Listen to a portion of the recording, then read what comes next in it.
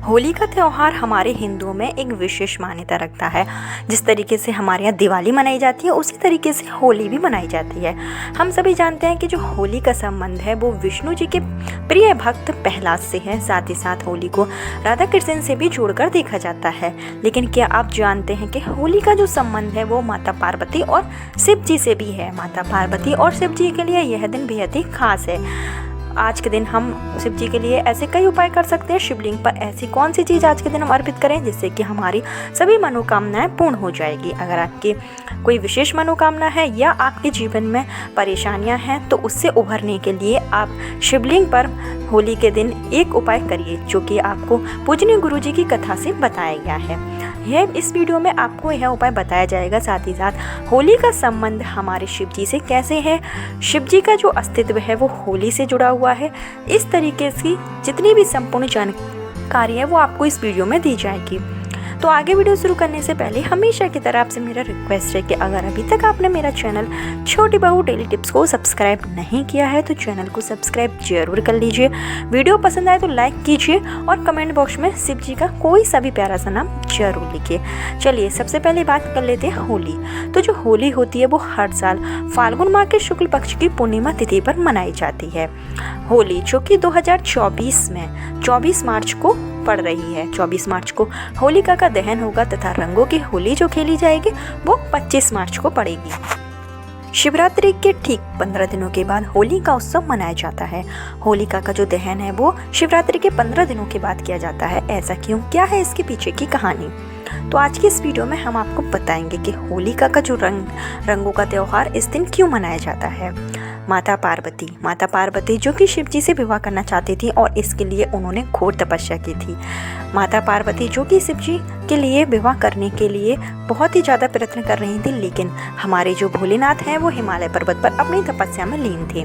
ऐसे में उनकी साधना को तोड़ना किसी के बस की बात नहीं थी। सभी देवी देवता अपना अपना प्रयास कर चुके थे लेकिन शिव जी की साधना को कोई भंग न कर सका। ऐसे में कामदेव ने माता के आग्रह पर भोलेनाथ पर चला दिया।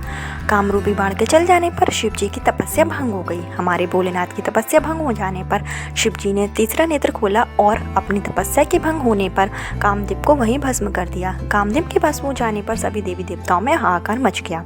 कामदेव की पत्नी रति विधवा हो गई जिस कारण से सभी देवी देवता नाराज हो गए। ऐसे में सभी देवी देवताओं के आग्रह पर और रति के कहने पर भगवान भोलेनाथ ने कामदेव को दोबारा से जीवन दान दिया। और जिस दिन कामदेव को जीवन दान दिया गया वह दिन था होली का दिन। इसलिए होली का जो दिन है वो रंगों के रूप में मनाया जाता है। साथ ही साथ माता पार्वती से विवाह करने का प्रस्ताव भी शिव जी ने स्वीकार कर लिया। इसी के कारण अगली जो शिवरात्रि आई उस पर माता पार्वती और शिव जी का विवाह हुआ।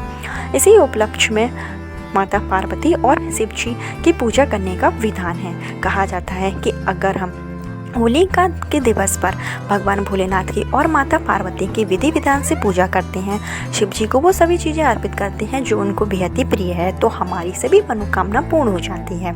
अगर हमारे मार्ग में कोई अड़चन आ रही थी, हमने नया बिजनेस शुरू किया है, कोई अगर हमारा काम है वो नहीं चल रहा है, तो उसके लिए आप होलिका दहन के दिन शिव जी की माता पार्वती और शिव जी के साथ में रात में विधि विधान से पूजा करिए। माता पार्वती और शिव जी की एक साथ रात में पूजा करने से हमारी वो सभी इच्छाएं पूर्ण हो जाती हैं जो कि हम चाहते हैं।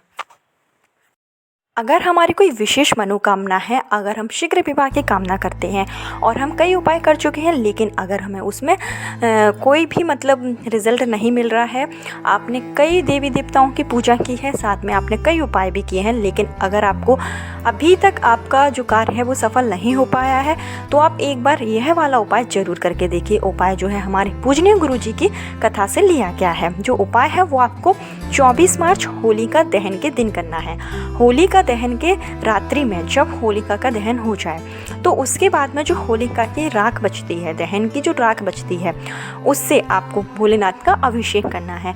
भोलेनाथ जिसका अभिषेक भस्म से किया जाता है, तो ऐसे में अगर हम होलिका की राख से भोलेनाथ का अभिषेक करते हैं तो हमारी वो सभी मनोकामना पूर्ण हो जाती है जो कि हम चाहते हैं। हमें वो सब कुछ मिल जाता है जिसकी हमारे पास कमी होती है। साथ ही साथ घर में सुख संपदा की भी कभी कमी नहीं होती है। माँ लक्ष्मी का आशीर्वाद हमेशा हमारे ऊपर रहता है। तो अगर आप शीघ्र विवाह की भी कामना करते हैं तब भी आपको यही उपाय करना है कि आपको होलिका दहन वाले दिन, जब होलिका दहन हो जाए उसके बाद में आपको होलिका की थोड़ी राख लेना है और उसी रात्रि को आपको भोलेनाथ का विधि विधान से पूजा करना है और उसके बाद में आपको उसी राख से शिवलिंग का अभिषेक करना है। ऐसा करने से आपके शीघ्र विवाह के योग भी बन जाएंगे। तो होलिका दहन का जो दिन है बहुत ही शुभ दिन है। आज के दिन बुराई पर अच्छाई की जीत हुई थी, विष्णु जी के प्रिय भक्त प्रहलाद की विजय हुई थी और होलिका का दहन हुआ था। तो ऐसे में अगर हम कोई भी शुभ कार्य करेंगे तो उसमें भी हमें सफलता जरूर मिलेगी। आज का दिन जितना भोलेनाथ और शिव जी के लिए बेहद ही शुभ है, उसी तरीके से आज का दिन जो है वो कामदेव और उनकी पत्नी रति के लिए भी बेहद ही शुभ माना जाता है। तो ऐसे में आज के दिन हमें शिव जी का उपाय जरूर करना चाहिए और भोलेनाथ की विधि विधान से पूजा जरूर करिए, जिससे कि आपके ऊपर भोलेनाथ का आशीर्वाद हमेशा बना रहे। कल फिर मिलती हूँ नए वीडियो के साथ, जब तक के लिए राधे राधे। वीडियो अगर पसंद आई हो तो लाइक कीजिए, चैनल पर पहली बार है